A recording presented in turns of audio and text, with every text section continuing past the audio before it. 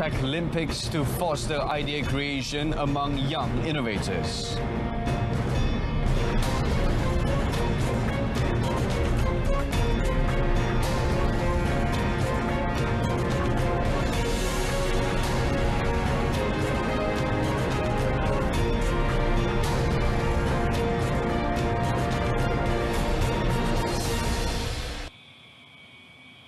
Welcome to Updates at Noon with me, Brendan Lepore.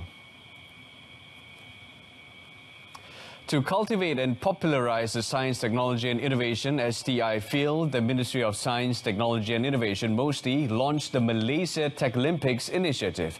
The initiative is aimed at fostering awareness, interest, idea creation and application of the science, technology, engineering and mathematics STEM field among students and youths aged 7 to 30. Its Minister, Datuk Seri Dr. Adam Babar said the Malaysia Tech Olympics initiative will support young innovators with the core technologies in line with the fourth industrial revolution. Involved participants will follow the program via a hybrid approach in which both virtual and face-to-face learning are applied. The Minister added the Road to Malaysia Tech Olympics promotions will be held for a month from today until 10 December, with the support of corporate partners, agencies and the community. Various activities have been lined up, including the Science Superstar Quiz, future transportation design tutorials, future technology webinars, virtual robot programming, exposure to drones, as well as mathematics and animation skills workshops. Students and youth are invited to take part in Road to Malaysia Tech Olympics initial programs by registering through the website prepared by the government. The academic qualification for technical and vocational education and training TVET training staff should be increased to a minimum of a bachelor's degree. According to Human Resources Minister Dr. Sri M. Saravanan, this is to improve the professionalism and reputation of TVET. In his speech at the opening of the Centre for Instructor and Advanced Skill Training SIAS as the Centre of Excellence for TVET Instructors, delivered by his deputy, Dato' Awang Hashim, he said the move could also simultaneously remove the stigma of the community commonly perceiving that TVET is only a second choice for students to further their studies. Kita sekarang ini sedang meningkatkan pengajian TVET. Jadi peringkat pertama kita terus menghantar tenaga-tenaga pengajar SIAS ini di peringkat yang lebih tinggi supaya mereka dapat menjadi pembelajaran dan pengajaran ataupun pedagogi ini digunakan sepenuhnya turun ke bawah kepada pelajar-pelajar kita yang mengambil aliran TVET ini. He said the ministry through SIAS has consistently upheld the mission of developing world standard teaching staff who are competent, disciplined and responsive to change with the environment and technology. To date, SIAS has developed over 230,000 educators in training courses, additional skills training, supervisors and industry coaches since its establishment. About 920,000 farmers are expected to enjoy the benefits and facilities on the Keluarga Peladang Ai Smart Card by next year. According to Minister of Agriculture and Food Industries, Datuk Seri Dr. Ronald Kiandi, the Smart Card initiative will elevate the use of digital technology amongst farmers. Jadi mereka boleh membuat transaksi penjualan mereka dengan peladang yang lain, dengan pusat pengumpulan yang lain dan hasil pengeluaran mereka secara cashless dengan menggunakan kad ini. Speaking at a media conference after the launching ceremony of the Peladang Ai card, he said the smart card will be an identification and membership card on the area farmers organizations nationwide to facilitate cashless transactions. Through its ownership, members are protected with up to 5,000 ringgit takaful if struck by disaster at a small rate of 5 ringgit a year. 26 out of the total 58 Malaysian International Maritime Organization Convention members have been joined by the country to ensure sovereignty, shipping security as well as environmental preservation at local and international levels. Transport Minister Datuk Seri Dr. Wee Ka Siong expressed the country's commitment for the next 50 years towards bigger visions and aspirations in the mission for sustainable global shipping industry. The IMO Norway Green Voyage 2050, GV 2050, is a global partnership aimed at helping developing countries fulfill the commitment of achieving relevant climate change and energy-efficient goals. The project wants to achieve at least a 50% reduction in greenhouse gases emissions from international shipping by 2050, compared to 2008. Dr. Wee said the ministry has been working tirelessly to ensure that seafarers' rights are protected and the process for crew changes as well as medical treatment that they deserve are given accordingly, especially amidst challenging circumstances due to the pandemic. With the number of ships passing through the Straits of Malacca every single day, Malaysia is fully committed as a coastal nation to ensure the safety of ships passing through this vital shipping link. Now, Johor appealed for the opening of the land vaccinated travel lane VTL between Malaysia and Singapore can be made together with the Air VTL this 29 November.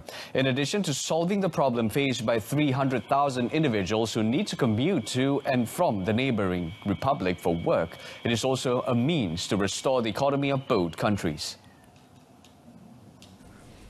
Menteri Besar Dato' Hasni Mohamad requested for the appeal to be considered. He is optimistic that 300 to 500 individuals can be allowed to cross the border for a start under strict SOP adherence. Recently, Malaysia and Singapore jointly announced the launching of the VTL, allowing for fully vaccinated travellers from both countries to commute via air travel. It involves air routes to and from Changi International Airport and the Kuala Lumpur International Airport KLIA. The National Archives of Malaysia developed a virtual visit of the Memorial Archives known as the Eksplorasi Negarawan #ClickDiJari program, which can empower cultural programs towards strengthening the nation's identity. Minister of Tourism, Arts and Culture, Dato' Sri Nancy Shukri said this initiative could provide deeper understanding how statesmen struggle towards achieving independence and establishment of Malaysia. Puan dan tuan-tuan sekalian, lawatan secara maya ini adalah salah satu produk dan perkhidmatan yang dapat memberi impak yang memperkasa ekosistem kebudayaan pintar melalui Archives Tourism oleh Arkib Negara. Bahkan produk baru Arkib Negara ini turut memberi manfaat bukan hanya keluarga Malaysia tetapi merentasi sehingga ke luar negara. She also hoped that the National Archives could collaborate with the Ministry of Education and the Ministry of Higher Education. This would allow the introduction of the program as a pilot project, and it included as an additional co-curriculum at school levels, as well as public and private institutes of higher learning. The public can access the virtual tour for free on the National Archives official website, as well as by scanning the QR code posted on the National Archives official social media platforms.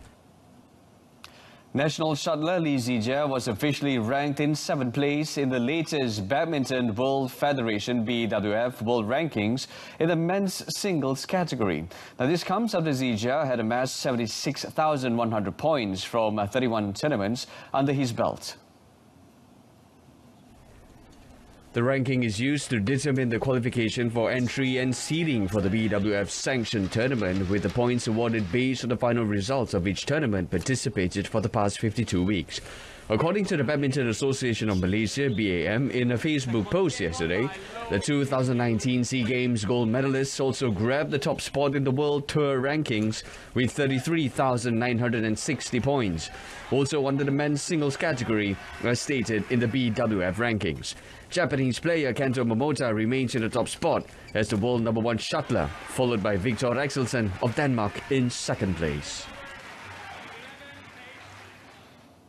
Now a goal by midfielder Zafri Yahya in the last few minutes of Kuala Lumpur City FC's 1-0 victory over Sri Pahang FC at Darul Makmur Stadium allowed them to book the last quarter-final slot as they finished their 2021 Malaysia Cup group matches as Group A champions.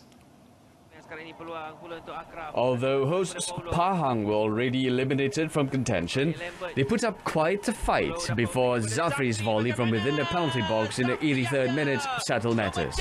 The City Boys collected a total of 14 points and were undefeated, winning 4 and drawing 2 matches out of a total of 6 group matches.